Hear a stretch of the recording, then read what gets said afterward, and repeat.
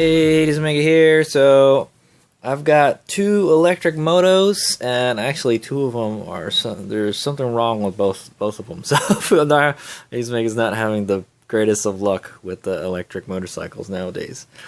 So here's what I got going on with my Victory Empulse TT. This is Empulse TT number 139 because it's the 139th one that rolled out of the factory. That's why I call it 139. So right here I got the cover off the side of the motor assembly here. I noticed around 6,000 miles. This bike has a little over 6,000 miles. The bike started leaking coolant. Like around here where the shifter is. And I thought it was coming from this water jacket housing. I mean, I guess it is, but it isn't. I thought it was leaking down here, but it's not. It's actually leaking inside this cover here. So as you can see, this cover is wet. There's like condensation in it everywhere. It's leaking somewhere inside this cover here. So those of you that don't know, the Empulse TT has a water-cooled motor. It's great, but it's more things to fill and more things to leak and stuff. I noticed first it was leaking here, and then so I decided you know what? We'll just let it leak for now. If it gets worse, we'll try to fix it later. And then it's kind of starting to get worse. I noticed the coolant temp sensor, or the motor sensor. I disconnected it right now. So there's not a whole lot of documentation on this bike. Not a whole lot of people are working on this bike. So it's just there's not a lot of info working on this bike. Even the factory service manual for the Victory, it has the wrong motor. I think it has the Bramo motor, not the Victory motor. The Victory one's a little different. But yeah, so you can see here. So I noticed there was a leak here, and then my coolant, my motor temp is wrong. First, it would say it would get too hot. It would be like 390 degrees. I think 390 degrees is as hot as it'll get, and then before it stops saying anything.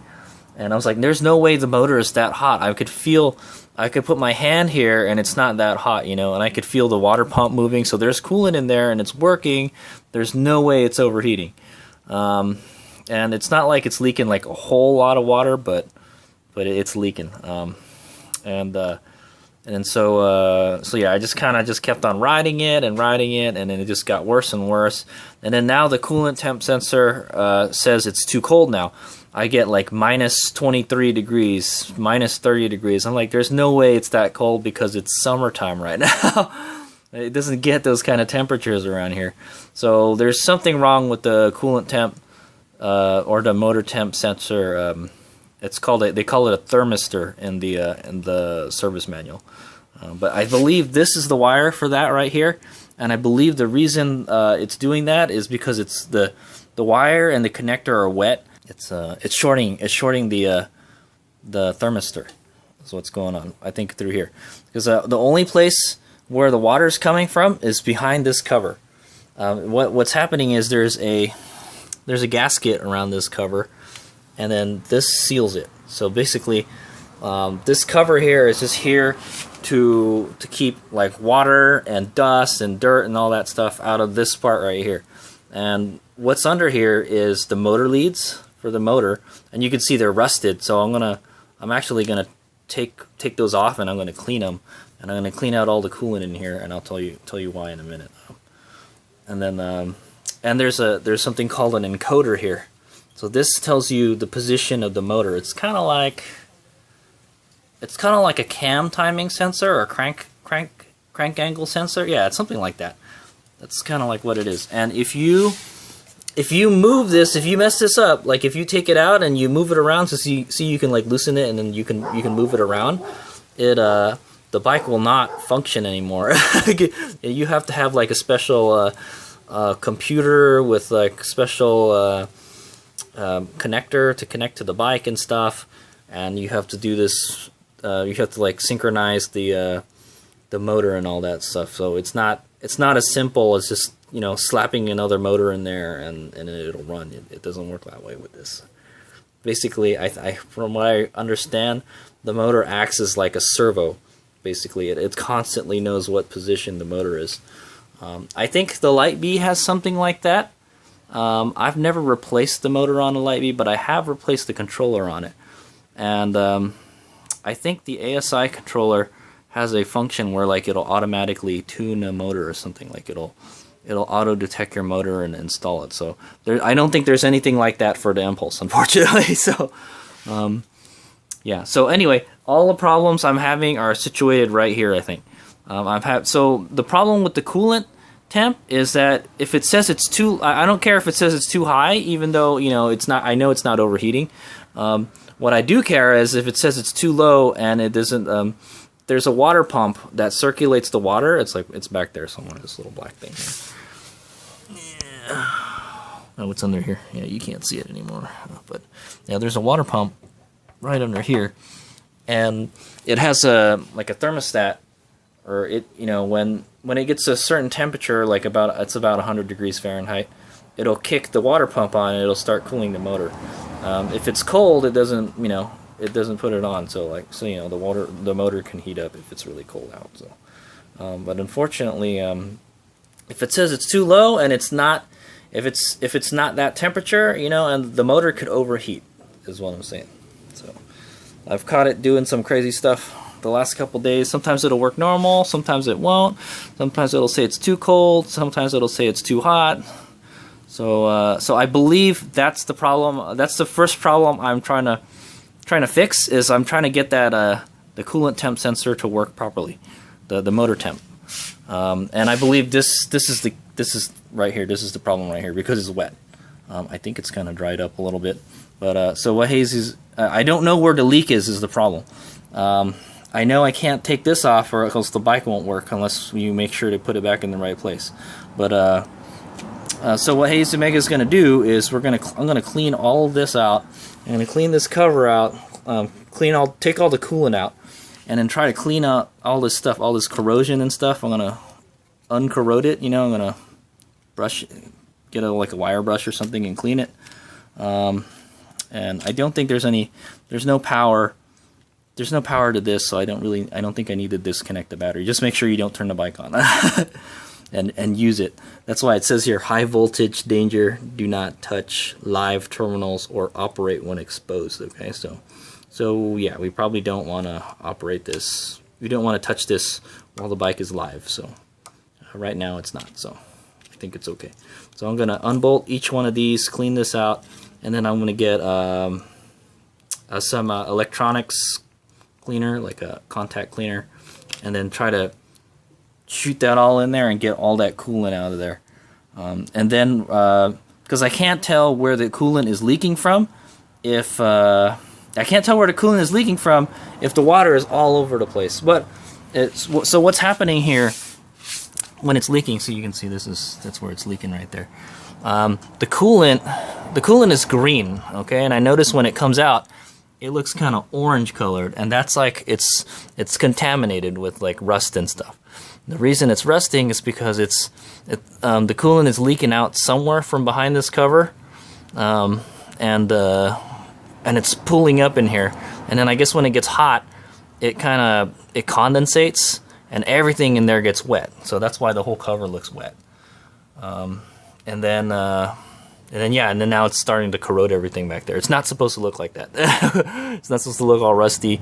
Like you could see some like white stuff forming here, like white kind of crystal stuff. So we're gonna try to clean out all that stuff, and then hopefully it'll be okay. And then I'm gonna spray contact cleaner all over this black and red wire here. I think this is the thermistor wire. It's supposed to go right in here. Okay. I actually kind of broke the cover too. There's like a little tab that holds it in. This one right here broke off, so it's a bummer. This came off too. I think this seals this wire right here. I think you're supposed to put this around this wire and stick it in there.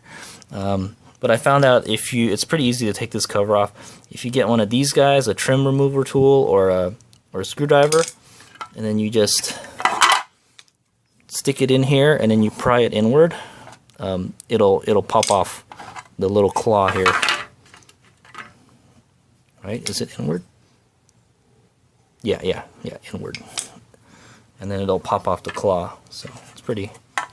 They actually made it easy. I took it off by this. I just pulled on this sucker, dude, and it came off. So, but apparently that's not the way you're supposed to do it. You're supposed to.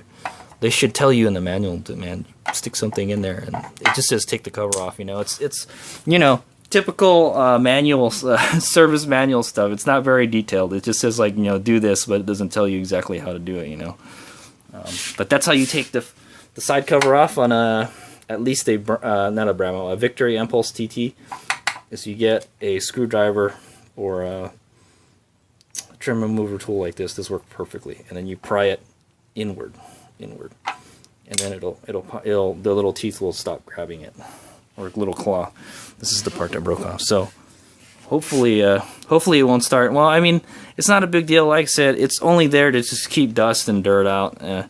It's not really supposed to keep water. So yeah, there's a gasket around here, and the water's getting trapped inside this cover, and then somehow it's weeping out of the cover.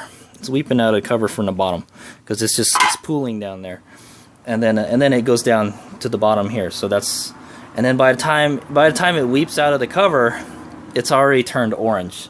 So that's bad. So I mean, what Hades Omega can do is I can just constantly clean it every once in a while. You know, every once in a while pop this cover off and then spray it with contact cleaner to get the coolant leaking out of there. The leak doesn't seem like it's too bad because it's not gushing coolant yet, but I don't know where it is yet. There's some wires that go in here to the motor. It could be coming from here and leaking down to here, or it could be leaking down here because I see a lot of water pooling there. So yeah, you see it's really wet there. But what we're gonna do is clean everything up. It was more wet than this yesterday too, by the way. I think it kind of, since I took the cover out, the water's starting to evaporate and it's just leaving the coolant behind. Yeah, so that's what I got going on today. I'm gonna clean this up, take out all these lugs, clean them up, make sure they look good again, and then spray contact cleaner over everything to get all that old coolant, all that dried up, kind of crusty coolant out of there. And then make sure I spray contact cleaner on this connector here.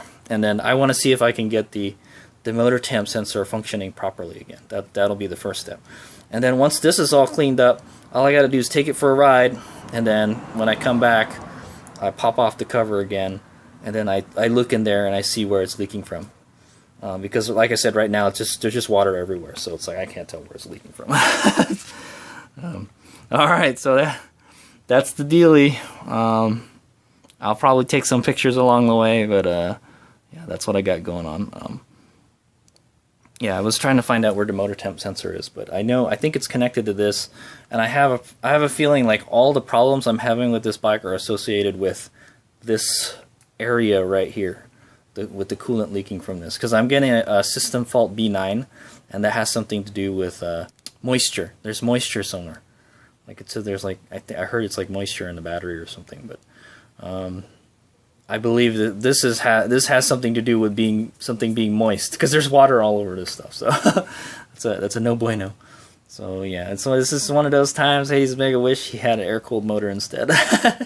A water-cooled motor is great, you know, if you're going to do a lot of high-performance riding, but I think if you're just kind of just casually riding around, you don't really need a air-cooled, water-cooled motor. It's just more stuff to go wrong, as you can see. This is a bummer. But the good thing about this is I thought it was leaking from here. So see this cover here? This cover holds the it's basically a water jacket. The motor goes inside here, and then there's water that swishes all around it, and it goes out the bottom part. There's like a exhaust for it. The radiator, it goes from the radiator into here, and it swirls around the motor, and it goes out through the bottom. And then that's how it cools the motor. And I thought it was leaking from here, these bolts here, but it's not actually. It's actually leaking. It's actually leaking from inside here. So it's leaking outside here, and it's coming out through this cover. It's weeping out this cover, and it's collecting down here, and it drops. So yeah. I don't know of anybody that's had this problem. So I have heard of people. Yeah, I have heard of this leaking right here. So, but it just apparently it's not leaking. So that's actually the good thing. So, yeah, we can actually take the black part off too. I think, as long as we don't mess around with this, the encoder, I think we'll be fine. But yeah, we got to get rid of all this coolant here. So what I'm going to do is I'm going to get a tray, a plastic tray, and then I'm just going to spray it with contact cleaner and get all that coolant out of there and let it dry. I think that'll do the trick. And then I'll probably get like a wire brush or something and clean up around here. I'll take this little cover thing off first. So I think you have to take the motor lead out to take that out. So because I don't know, maybe they don't want you to be back here. But you know, I'll try to fix this shit. Nobody works on these bikes, man. It's unfortunate. Plus, they probably charge you arm and a leg to do it anyways, you know. So yeah, that's the extent of what I'll be doing today, cleaning it up, and then yeah, cleaning everything up basically, and then we take it for a ride, and then we'll check it again. We'll open it up, and then we'll see where it's is leaking from, and then we'll try to fix wherever it's leaking from. Hopefully, it's not very hard to fix. I want my bike to run good again. It runs great, but yeah, it's got this, you know, it's got that coolant leak, and it's giving me like all these bad readings for the motor temp, and I got a system fault B9. Like I don't like looking at that fault light all the time, man. I find it funny, like, you know, after 6,000 miles and like a little after 2 years when the warranty expired, all this stuff starts happening to the bike. So yeah, I have taken it to a couple track days and stuff, you know, maybe that's what happened to it, you know, maybe I've been treating it too rough, but it should be able to handle it, man. That's where this bike was kind of like designed to do, man, go on racetracks and stuff. That's why they designed this. It's a sporty bike, so it's designed to do sport bike stuff, so sort of, kind of. Alright, so I got problems with the left side. Yeah, anyway, we'll find out where the leak, the important thing is to find out where the leak is coming from and to keep it from corroding everything in there again. So it's kind of the suck, man. All right, here's my go.